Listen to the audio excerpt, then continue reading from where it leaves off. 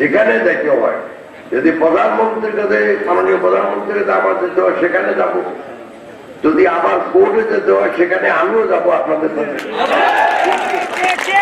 আমি চাইব যে কোর্টে এবং সরকারের যে রিপোর্ট সেটা জন্য সরকার নিজেরাই মেনে চলে, এটা হলো আসল জিনিস।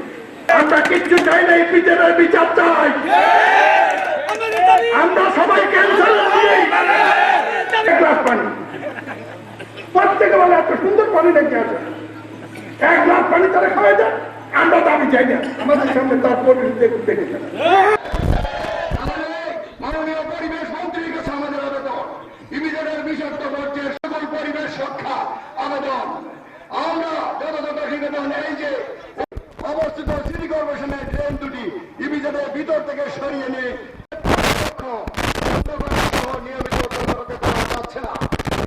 বিদ্যমান শিল্প ক্ষতিগ্রস্ত অঞ্চলের মানবকুল প্রাণীকুল পরিবেশকে বাঁচাতে তথ্যভিত্তিক বক্তব্য রেখেছেন, যা আমাদের কাউন্সিলর মাহমুদ রহমান 3 দিনের মধ্যে পরিবারকে একটা চিঠি দিল যে আগামী 90 দিনের মধ্যে যদি বর্জ্য শোধনাগার তোমরা চালু না করো তাইলে আমরা এই পিটেট বন্ধ করি। তো আজ পর্যন্ত এই সমস্যার সমাধান হয়নি। আমরা তখন আপনার কাছে কাগজ দেব।